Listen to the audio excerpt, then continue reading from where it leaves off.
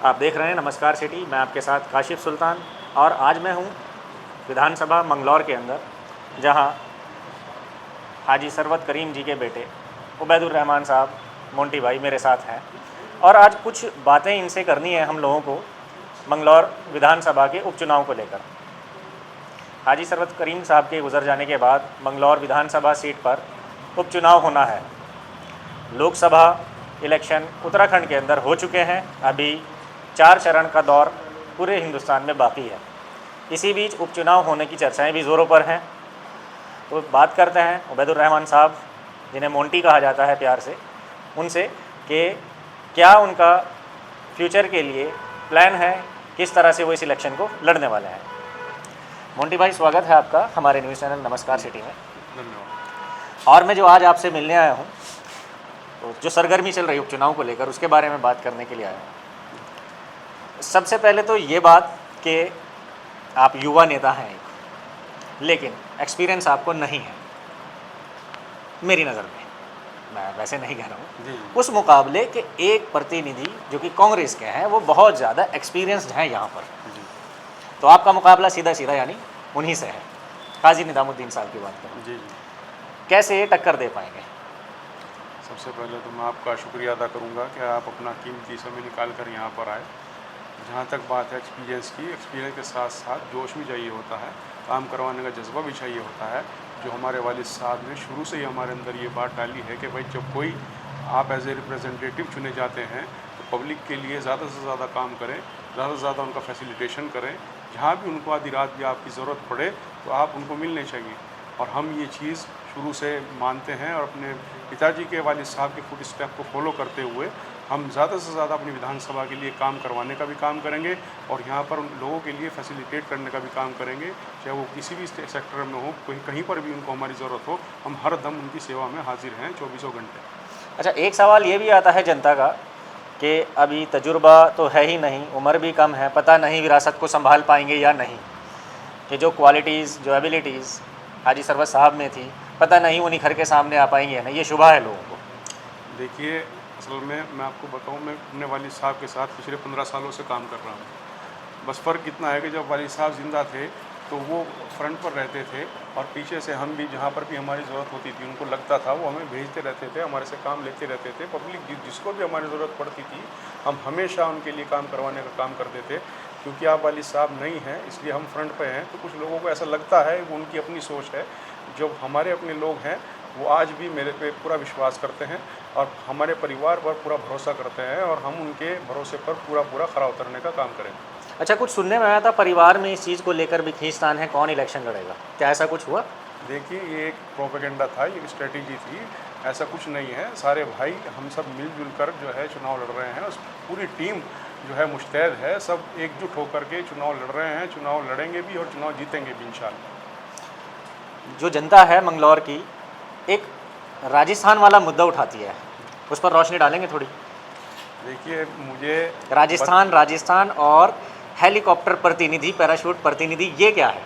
देखिए, सबसे पहले तो मैं आपको बताऊं कि जब आप कोई रिप्रेजेंटेटिव चुनते हैं तो कोई भी हो, पब्लिक का, जनता का सबसे पहला ये होता है कि जब हम कोई रिप्रेजेंटेटिव चुन रहे हैं तो वो हमें अगर कुछ काम पड़ता है तो वो हमें मिलने चाहिए।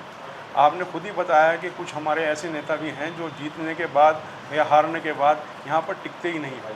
वो या तो राजस्थान चले जाते हैं या मध्य प्रदेश चले जाते हैं या दिल्ली चले जाते हैं, झारखंड चले जाते हैं। लेकिन क्योंकि हम एज ए रिप्रेजेंटेटिव यहाँ पर काम करते हैं तो जो लोग हमें भीड़ वक्त में या फिर परेशानी में हमारे से मिलने के लिए आते हैं, तो अगर हम उनको नहीं मिल रहे तो फिर हमारा रिप्रेजेंटेटिव होने का क्या फ़ायदा, हमारा प्रतिनिधि होने का क्या फ़ायदा। हम अगर जनता के, पब्लिक के काम नहीं आ रहे तो हमारा उनका प्रतिनिधित्व करने का क्या फ़ायदा।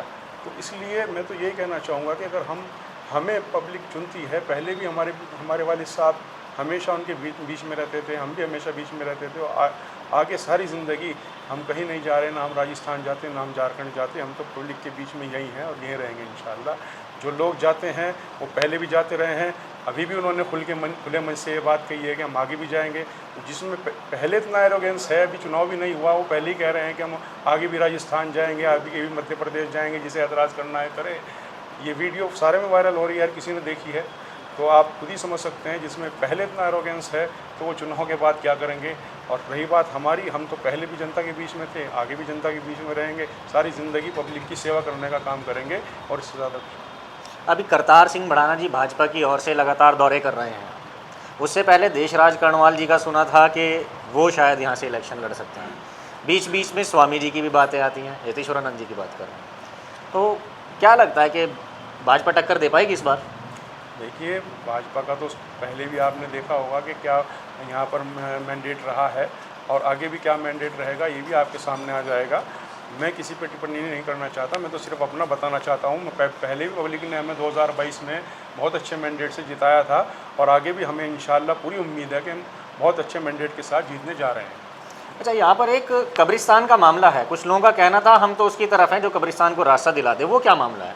देखिए, वो तो एक ही मामला नहीं है, काफ़ी सारे मामले होते हैं। एक विधानसभा के अंदर हर तरह का मामला होता है, चाहे वो रोड कंस्ट्रक्शन से लेकर हो, एजुकेशन सेक्टर से लेकर हो, या फिर हॉस्पिटैलिटी से लेकर हो, स्वास्थ्य संबंधी, एजुकेशन संबंधी सभी समस्याएं होती हैं। तो जो भी समस्या है, हम तो हर तरीके से पब्लिक के साथ और उनकी सेवा करने का काम करें।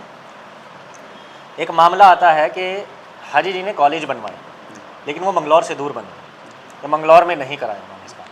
देखिए, उस वक्त ये हुआ था कि जो हमारे गांव देहात के जो सीकर साइड के, मुरलाना साइड के, अकबरपुर साइड के और आपका गोपालपुर साइड के, आमखेड़ी साइड के कई सारे लोग उस कॉलेज से जुड़े हुए हैं। तकरीबन 20 गांव उस कॉलेज से जुड़े हुए हैं। वो पहले क्या था कि वो बेचारे वहाँ से हट करके रुड़की जाया करते थे और बहुत उनको दुविधाएं होती थी। कभी उनको बस नहीं मिली, कभी उनको ट्रांसपोर्टेशन नहीं मिल पाया। तो कुछ लोगों की डिमांड ये थी कि विधायक जी कुछ ऐसा होना चाहिए कि कोई एक कॉलेज हमारे बीच में आए जिसमें हमें 20-25 गाँव को हमें लाभ मिल सके। तो सिर्फ हमारी मंशा ये थी। और आप जाकर वहाँ देखेंगे, वहाँ हाईवे से भी अच्छा रूट बना हुआ है। वो कोई ऐसा नहीं है कि कोई, वो तो सिर्फ इतनी बात है कि कुछ लोग काम नहीं करवाते, तो जो काम करवाते हैं वो उनको पसंद नहीं आता।